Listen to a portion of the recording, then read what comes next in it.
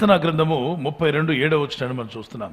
నా దాగుచోటు నీవే, శ్రమలో నుండి నీవు నన్ను రక్షించదవు, విమోచన గానములతో నీవు నన్ను ఆవరించదవు.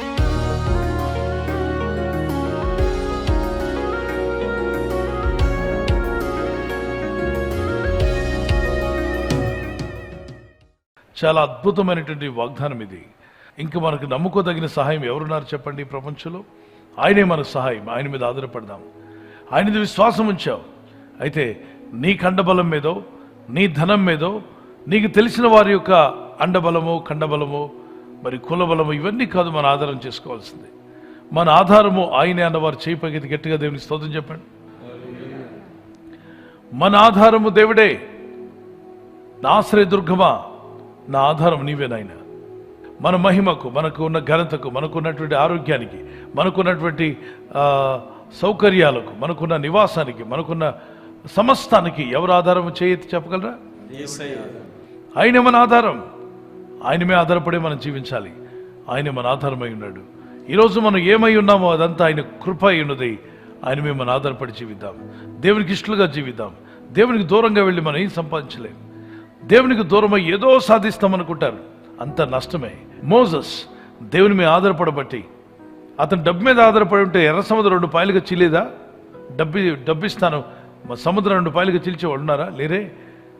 సముద్రాన్ని 2 ఆరిన నేలగా మార్చి రోడ్డు వేస్తాడు దేవుడు. అది కూడా క్షణాల్లో జరిగిపోయింది.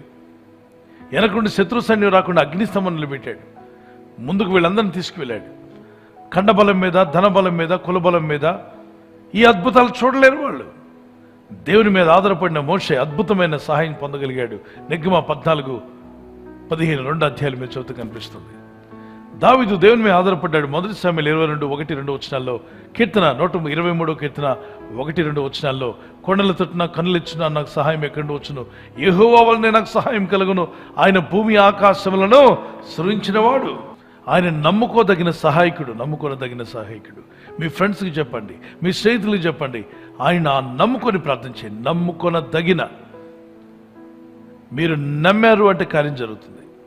నమ్మువానికి సమస్తము సాధ్యమే.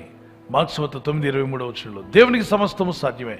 మార్కు 10:27 సర్వశక్తులకు దేవుడైనటువంటి ప్రభుకి సమస్తము సాధ్యమే.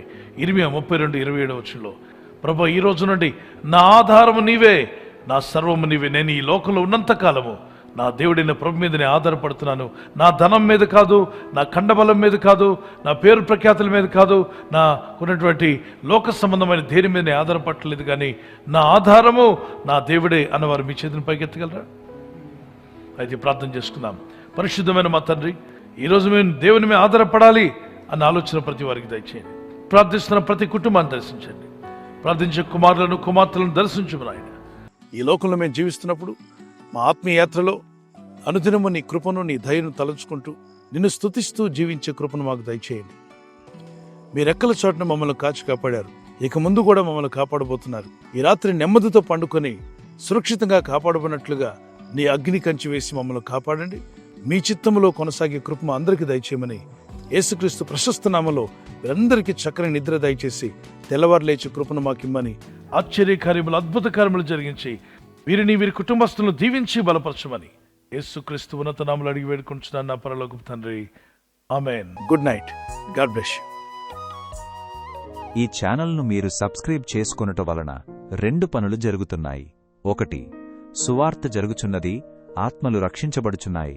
2, బీదలకు, అనాథలకు ఈ ఛానల్ ద్వారా సహకారము అందించడం జరుగుచున్నది. మనము సబ్స్క్రైబ్ చేసుకొనుట ద్వారా అందరికీ సహాయం చేస్తున్నవారమవుతున్నాము. ఖచ్చితంగా ఈ యూట్యూబ్ ఛానల్ను సబ్స్క్రైబ్ చేసుకుని బెల్ బటన్ను క్లిక్ చేయండి. మీకు వెంటనే మెసేజెస్ పంపబడతాయి.